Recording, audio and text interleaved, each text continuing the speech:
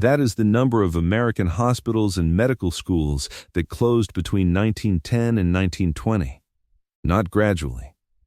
Not through the slow process of declining enrollment and inadequate funding that eventually makes institutions unviable.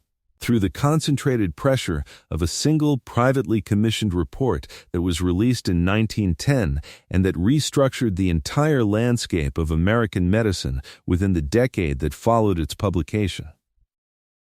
A report written by a man with no medical degree, funded by a private foundation with direct financial relationships to the pharmaceutical and hospital industries whose structure the report would reshape.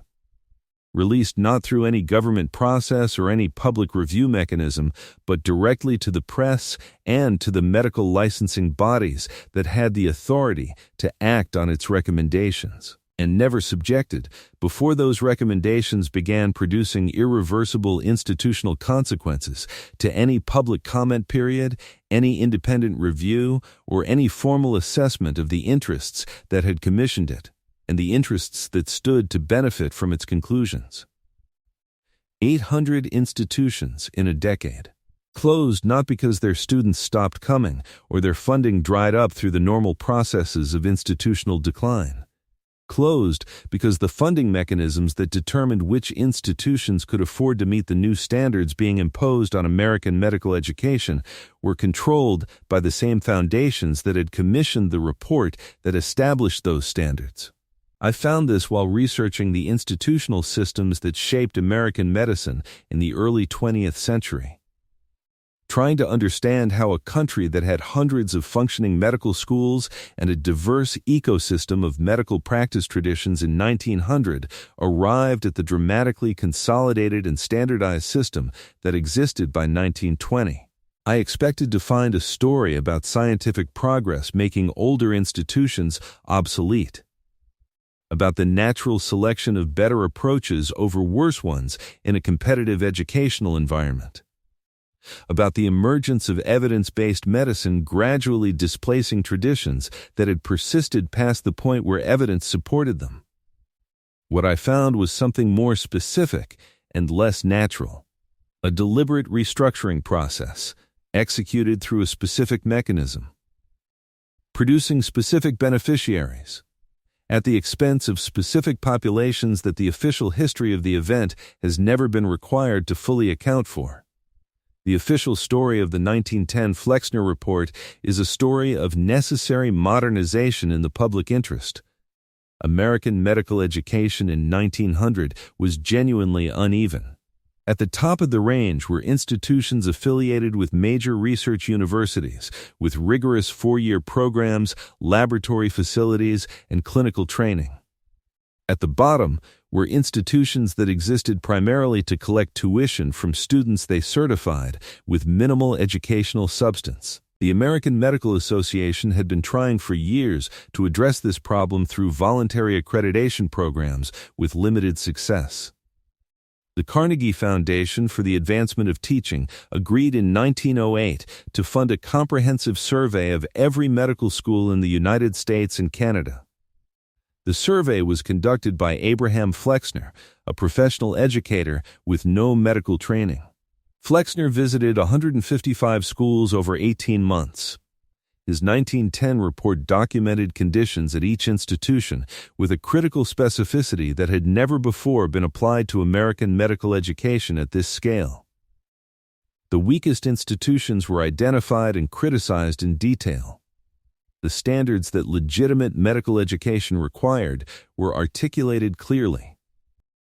The report catalyzed a consolidation process that produced, within a decade, a dramatically smaller and more uniformly rigorous medical education system.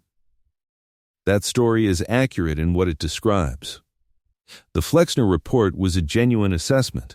Many of the institutions it criticized were genuinely inadequate.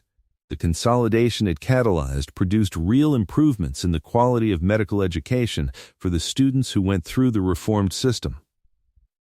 These things are true.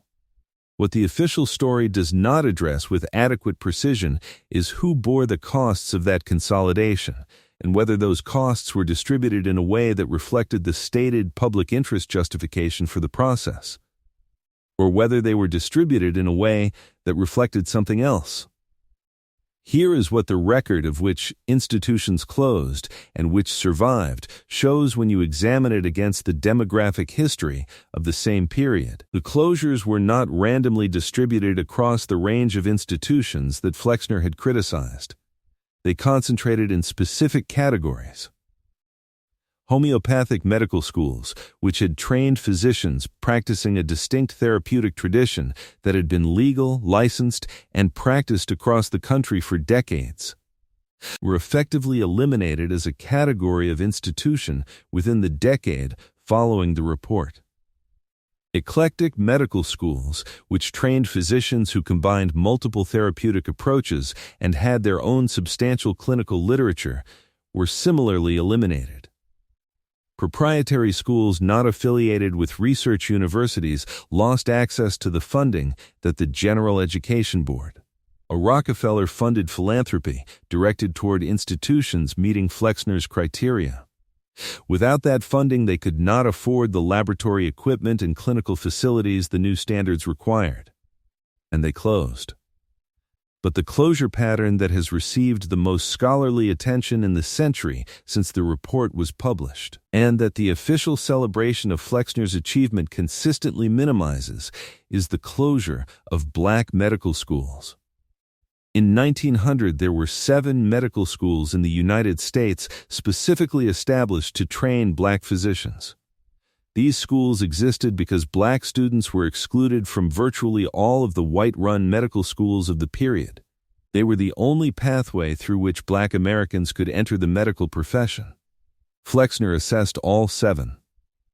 He praised 2, Howard University Medical School in Washington and Meharry Medical College in Nashville. He condemned the other 5. Within a decade of the report's publication, the 5 condemned schools had closed.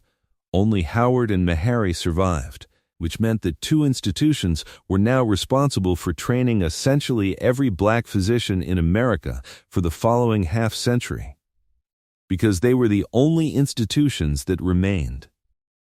The reduction from 7 to 2 was not an incidental byproduct of applying a single uniform standard to all institutions. It was the direct result of applying a standard that had been developed, without reference to the institutional access realities of black medical students and without any mechanism for assessing the demographic consequences of eliminating institutions that served populations who had nowhere else to go. Flexner's report addressed the question of black medical education directly. The language he used to do so is illuminating. He wrote that the Negro needs good Negro doctors and that the training of such doctors should aim to make the Negro a good sanitarian, not a general practitioner, not a specialist, a sanitarian, someone trained to manage public health conditions in black communities, to reduce the transmission of disease to white populations. The educational framework Flexner recommended for black medical students was explicitly and deliberately not the same framework he recommended for white medical students. He was not applying a single standard uniformly and watching the institutions that failed to meet it close. He was recommending different standards for different populations. And the funding mechanism that implemented his recommendations followed those differential standards. Now here is where it gets strange. The General Education Board, which became the primary instrument for directing Carnegie and Rockefeller philanthropic funding toward the medical schools that survived the consolidation, was not a neutral educational philanthropy. It was an organization with specific views about what American medicine should look like. Views that favored laboratory-based scientific medicine affiliated with research universities. Views that were skeptical of therapeutic pluralism. Views that saw the standardization of American medicine around a single set of institutional and intellectual norms as a public benefit worth the costs required to achieve it. The board's funding decisions were not technically coercive. No institution was legally required to meet Flexner's standards. No institution was legally barred from operating if it did not. But in an era when the capital requirements of laboratory-based medical education exceeded what most institutions could raise from tuition alone, the board's funding decisions were effectively determinative. Institutions that received board funding could meet the new standards. Institutions that did not receive board funding could not. The board decided which institutions received funding, and the board's decisions reflected the views of its founders and funders about which institutions deserve to survive. The conflict between those views and the interests of the populations served by the institutions that did not survive was not addressed in the Flexner Report. It was not addressed in the board's funding criteria. It was not addressed in the medical licensing changes that state boards implemented in response to the report's recommendations. It was simply not a factor that the consolidation process was designed to take into account. 800 institutions closed.